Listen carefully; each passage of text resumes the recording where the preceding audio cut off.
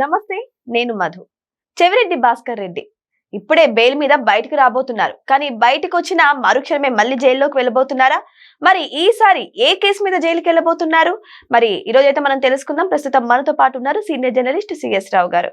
వారిని అడిగి మరిన్ని విషయాలను తెలుసుకుందాం. నమస్కారం sir. Sir, Chevireddy Bhaskar Reddy liquor scam గురించి ఆయన జైల్లో ఉన్న విషయం అందరికీ తెలిసిందే. సో ఇప్పుడు ఆయన బయటకు కూడా రాబోతున్నారు. మళ్ళీ అలా వస్తున్నారో లేదో, ఆయనకి గ్యాప్ ఇవ్వకుండా మళ్ళీ జైల్లోకి వేసేస్తారా? ఒకవేళ జైలుకి వెళ్తే ఏ రీజన్ వల్ల వెళ్లాల్సి వస్తుంది? అప్పుడైతే ఎట్టకేలకు మళ్ళీ జైలుకి వెళ్ళబోతున్నాడా అనేటువంటి చర్చ అయితే జరుగుతుంది. ఎందుకనంటే కల్తీ నెయ్యి కేసుకు సంబంధించినటువంటి విచారణ జరుగుతుంది. దాంట్లో ఛార్జ్ షీట్ కూడా వేశారు. అయితే తాజాగా పార్థసారథి గారు మంత్రి ఆయన ఏమంటున్నారంటే ఈ నెయ్యికి సంబంధించినటువంటి కల్తీ సంబంధించిన నిర్ధారణ చేయడానికి ఆ రోజున టెండర్లో సడలింపు కానీ లేదంటే క్వాలిటీకి సంబంధించిన రిపోర్ట్స్ని చెక్ చేయడానికి కానీ ఒక కమిటీని వేశారు. ఈ కమిటీలో పార్థసారథి గారు, అలాగే కొవ్వూరు ఎమ్మెల్యే ఆవిడ, చెవిరెడ్డి భాస్కర్ రెడ్డి, కరుణాకర్ రెడ్డి, వీళ్ళందరూ ఉన్నారు కమిటీలో. సో కమిటీలో ఉన్నప్పుడు వీళ్ళు కూడా బాధ్యులు అవుతారు కదా.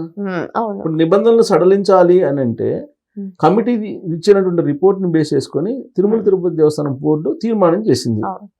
ఏం తీర్మానం చేసింది? అప్పటి వరకు ఉన్నటువంటి కండిషన్స్ ఏవైతే ఉన్నాయో, ఇప్పుడు పాల సేకరణ ఇంత సేకరణ ఉండే సామర్థ్యం ఉండాలి, అలాగే నెయ్యికి సంబంధించి ఎంత ప్రొడక్షన్ చేయగలదు, ఇవన్నీ కొన్ని నామ్స్ అంతకుముందు పగడ్బందీ నామ్స్ ఉండేవి. సహకార డైరీలకు ఇచ్చేవి. సహకార డైరీలు సేకరించేటువంటి పాలు వాటన్నిటిని బేస్ చేసుకొని నెయ్యికి సంబంధించినటువంటి టెండర్స్ ని వాళ్ళకి ఇచ్చేవాళ్ళు. ఒక 3 సంవత్సరాలు ఎక్స్పీరియన్స్ ఉండాలని ఇలా ఉంది. టర్న్ ఓవర్, ఇవన్నీ కొన్ని కండిషన్స్ ఉన్నాయి.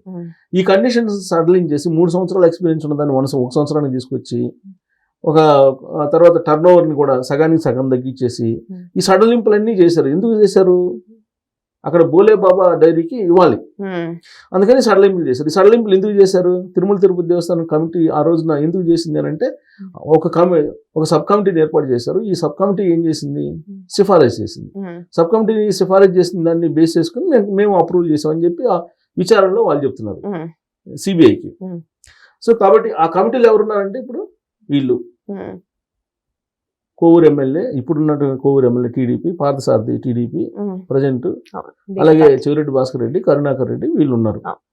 అంటే వీళ్ళిద్దరు విచారణకు హాజరయ్యారు. ఎవరు? ఆవిడ కొవ్వూరు ఎమ్మెల్యే హాజరయ్యారు, పార్థసారథి కూడా హాజరయ్యారు.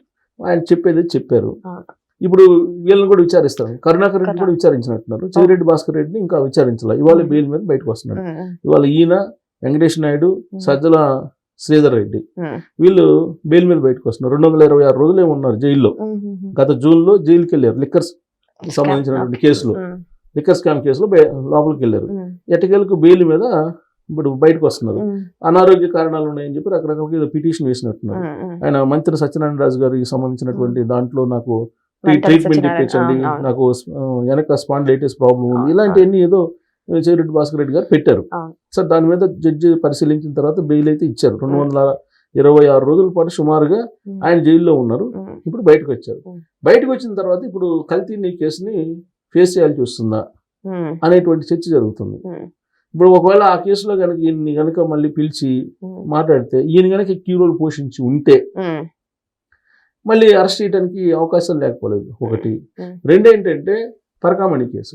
ఈ పరకామణి కేసులో కూడా విచారణ జరుగుతుంది, కోర్టులో ఆల్రెడీ ఉంది. ఈ కేసులో కూడా ఆ రోజున ఆ పరకామణికి సంబంధించి దొంగతనం చేసినటువంటి అతను ఆస్తుల్ని బినామీగా ఎవరో రాయించుకున్నారు అనేది ఒకటి వినిపిస్తుంది. దాని వెనక కూడా ఈయన పేరు వినపడుతుంది. ఇప్పుడు ఆ కేసుకు సంబంధించిన విచారణ కూడా ఈయన ఫేస్ చేయాల్సి వస్తుందేమో అనేది ఒక చర్చ జరుగుతుంది. సో కాబట్టి ఇన్ని కేసులు చుట్టుముడుతున్నాయి. ఇప్పుడు ఆయన ఏమంటాడు? అసలు లిక్కర్ స్కామ్లో నేను అసలు లిక్కరే తాగను, లిక్కర్ స్కామ్కి సంబంధించి నాకేం సంబంధం అని చెప్పేసి జడ్జి చెప్తుంటారు. అసలు ఈయన జైల్లో ఉన్నప్పుడు కానీ, జైలు నుంచి కోర్టుకు హాజరయ్యేటప్పుడు కానీ మిగతా వాళ్ళకంటే కూడా ఈయన కొంత ఎక్కువ మందితోటి కలవడం ఇవన్నీ చేస్తుంటారు అనేది కూడా ఒక రిపోర్ట్ ఉంది జడ్జి దగ్గర. ఈయన ఇప్పుడు బయటకు వస్తారు. బయటకు వచ్చిన తర్వాత కనుక ఒకవేళ కోర్టు ఇప్పుడు బెయిల్ ఇచ్చిందంటే కండిషన్ బెయిల్ ఇస్తుంది, ఫుల్ పేజ్గా బెయిల్ ఇవ్వదు. ఇప్పుడు ఏం కండిషన్స్ పెట్టింది? పాస్పోర్ట్ హ్యాండ్ ఓవర్ చేయమంది, అలాగే విదేశాలకు వెళ్ళొద్దు అని చెప్పింది. ఇవన్నీ కండిషన్స్. అలాగే ఈ కేసుకు సంబంధించి కూడా కొన్ని అంశాలు బయట ప్రస్తావించకూడదు అనే కండిషన్స్ కూడా ఉంటాయి. ఏమున్నాయి అనేది ఇంకా నేను చదవలేదు. ఉంటాయి కండిషన్ బెయిల్, ఎవరికి ఇచ్చినా కానీ కండిషన్ బెయిలే ఇస్తారు. ఆ కండిషన్స్ ఉంటాయి. ఈ కండిషన్స్ లోబడి ఆయన ఉండాలి. మరి కండిషన్స్ లోబడి ఉండేటువంటి నాయకుడు ఆయన అంటే కాదు అని చెప్పేసి ఆయన అనుచరులు చాలా మంది భావిస్తూ ఉంటారు. ఇక్కడ ఇంకోటి ఏంటంటే సార్, మళ్ళీ ఆయన అరెస్ట్ అవుతారా కాదనడానికి మిథున్ రెడ్డికి కూడా ఇలాగే బెయిల్ రూపంలో బయటకు వచ్చారు. మళ్ళీ లోపల వేసింది లేదు. ఆల్రెడీ విచారణ సిట్ విచారణ జరిగింది లిక్కర్ స్కామ్ గురించి. దాంట్లో కూడా తెలివిగా తప్పించుకోవడం అయితే జరిగింది. సో ఈ విధంగానే చెవిరెడ్డి భాస్కర్ రెడ్డి కూడా తప్పించుకునే ప్రయత్నాలు చేస్తారంటారు. వన్స్ జైలు నుంచి బయటకు వచ్చిన తర్వాత మళ్ళీ జైలుకి వెళ్ళడం అనేది చాలా వరకు ఇప్పుడున్నటువంటి పరిస్థితుల్లో జరగదు. అసలు ఆ జైలుకి పంపించడమే చాలా పెద్ద అద్భుతం అన్నట్టుగా ఇప్పుడు ఉంది వ్యవహారం.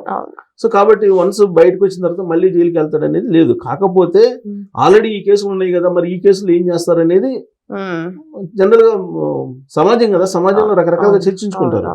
మరి ఆల్రెడీ నీ కేసులో ఇప్పుడు పార్థసారథి గారు చెప్పారు కదా, నిన్నే చెప్పింది ఆయన ప్రెస్ మీట్ లో. ఇది కమిటీలో ఆయన చెవిరెడ్డి భాస్కర్ రెడ్డి గారు కూడా ఉన్నారని ఆయన చెప్పాడు పార్థసారథి గారు. నేను ప్రెస్ మీట్ లో కేబినెట్ సమావేశం అయిపోయిన తర్వాత కేబినెట్ బ్రీఫింగ్ ఇస్తూ ఆయన చెప్పారు. సో కాబట్టి ఒకవేళ మళ్ళీ విచారిస్తారేమో అనేది ఒకటి. ఇప్పుడు ఆల్రెడీ బెయిల్ మీద వచ్చినప్పుడు మళ్ళీ వెళ్ళాలా, ఎందుకంటే ఆల్రెడీ లిక్కర్ స్కామ్ లో ధనంజయ రెడ్డి గారు బయటకు వచ్చారు, తర్వాత బాలాజీ గోవిందప్ప బయటకు వచ్చారు, ఆయనతో పాటు కృష్ణమోహన్ రెడ్డి గారు బయటకు వచ్చారు. వీళ్ళందరూ బయటకు వచ్చారు, మళ్ళీ వెళ్ళలేదు. అలాగే మిథున్ రెడ్డి గారు బయటకు వచ్చారు, ఆయన వెళ్ళలేదు.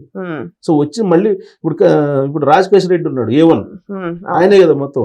ఇప్పుడు ఆయన ఇంకొక అతను ఇద్దరు ఉన్నారు జైల్లో. ఆయన కూడా ఇవాళ పిటిషన్ వేశారు, బెయిల్ పిటిషన్ వేస్తే అది తిరస్కరించారు. ఇప్పుడు ఆయన కూడా బయటకు వచ్చారు అనుకోండి, ఇక లిక్కర్ కేసు మర్చిపోవటమే. నాకెందుకు వాళ్ళు కూడా బయటకు వస్తారేమో అనిపిస్తుంది. రాకుండా ఉంటారు కదా. ఎందుకంటే ఇక్కడ జగన్ టీం ఒక్కొక్కరుగా ప్లాన్ ప్రకారం బయటకు వస్తున్నారు సార్. సో ఎలక్షన్స్ టైం కంటే ఆయన పాదయాత్ర టైం కి అందరినీ కూడా బయటకు తీసుకొచ్చేదని ప్లాన్ చేసే అవకాశాలు ఉన్నాయేమో అని. ఇప్పుడు జనరల్ గా కక్షపూరితమైనటువంటి కేసులు అనేది చెప్తున్నారు కదా, జగన్మోహన్ రెడ్డి గారు చెప్తున్నారు కదా. ఇప్పుడు పరకాని కేసు అదే చిన్న కేసు, అది దానికి ఏముంది, అది పెద్ద కేసు లాగా చేస్తున్నారని చెప్పేసి అన్నారు కదా. అలాగే లిక్కర్ స్కామ్ అనేది అసలు లేనిటువంటి స్కామ్ ని వీళ్ళు కావాలని సృష్టించారు కేసుని అని చెప్పి ఆయన అన్నారు. అసలు స్కామ్ అప్పుడు 2014 నుంచి 19 మధ్యలో జరిగిందని చెప్పి జగన్మోహన్ రెడ్డి గారు చెప్తున్నారు కదా. సో కాబట్టి ఇప్పుడు ఆయన రేపు ఎలక్షన్ లో కూడా ఇదే చెప్తారు. ఇప్పుడు అరెస్ట్ చేశారు, కక్షగా పూర్తిగా అరెస్ట్ చేశారు, ఏం చేశారు, జైల్లో పెట్టారు, బయటకు వచ్చారు. మరి దీనివల్ల ఒరిగింది ఏంటి, పబ్లిక్ కానీ లేదంటే రాష్ట్రానికి కానీ ఒరిగింది, రికవరీ చేయగలిగారా, ఇవన్నీ అడుగుతారు, చెప్తారు, ప్రచారం చేస్తారు. ఇప్పటికే ఈ కేసులన్నీ కూడా కావాలని పెడుతున్నట్టు కేసులు అని చెప్తున్నారు కదా. మీరు అన్నట్టు వీళ్ళందరినీ డయాస్ మీదకి తీసుకెళ్ళిపోయేసి ఇదిగో వీళ్ళందరినీ అరెస్ట్ చేశారు, వీళ్ళు చేసినటువంటి పాపం ఏంటి అని చెప్పి అడుగుతారు, ప్రచారం చేస్తారు. ప్రచారం ఇప్పుడు వినేవాళ్ళు లేదా నమ్మేవాళ్ళు ఉంటారు. ఇప్పుడు ఎవరు చెప్పినా ఎవరు మాట్లాడినా నమ్మే వాళ్ళు ఉంటారు, నమ్మనటువంటి వాళ్ళు ఉంటారు. ఇప్పుడు జగన్మోహన్ రెడ్డి గారు మాట తప్పని మడమి తప్పని విశ్వసనీయత కూడిన రాజకీయాలు చేస్తాడు అనేది ఆయన చెప్తే ఇప్పుడు కూడా నమ్మేటువంటి వాళ్ళు ఉన్నారు కదా. సో కాబట్టి ఆయన చెప్తారు, చెప్పరనే ఉంది. ఇప్పుడు బెయిల్ మీద కూడా అంటే ఎన్ని రోజులు జైల్లో పెడతారు, కోర్టులు ఒప్పుకోవు. ఇప్పుడు ఎవరినైనా సరే మర్డర్ చేసిన వాళ్ళైనా కానీ జైలు నుంచి బయటకి తీసుకురావాల్సిందే, బెయిల్ మీద ఎప్పటికైనా రావాల్సిందే. సో కాబట్టి ఇప్పుడు వీళ్ళు జైలు నుంచి బయటకు వస్తున్నారు. ఇప్పుడు రాజకేశ్ రెడ్డి వస్తే ఇంకా అయిపోయినట్టే, లిక్కర్ కేసు కంప్లీట్ గా ఇక ఆల్మోస్ట్ మర్చిపోయినట్టు. ఇప్పటి వరకు ఏదో అరెస్టులతోటి రన్ చేశారు, ఇక అందరూ బయటకు వచ్చారు కాబట్టి ఇంకా అది అటకెక్కినట్టు మనం భావించాలి. మరి చెవిరెడ్డి భాస్కర్ రెడ్డి అయితే ఈ రోజు బెయిల్ నుంచి బయటకు రాబోతున్నారు. మరి ఆయన కేసుల విషయంలో మళ్ళీ జైలుకు వెళ్తారా లేదా అనేది మనం వెయిట్ చేసి చూడాల్సిందే. కానీ ఇక్కడ నెయ్యి విషయంలో అంటే కల్తీ నెయ్యి విషయంలో మాత్రం బహిరంగంగానే చర్చలు జరుగుతున్నాయి. చెవిరెడ్డి భాస్కర్ రెడ్డి హస్తం ఉన్నట్టు. మరి వెయిట్ చేసి చూద్దాం ఏం జరగబోతుందని. Thank you so much. Thank you.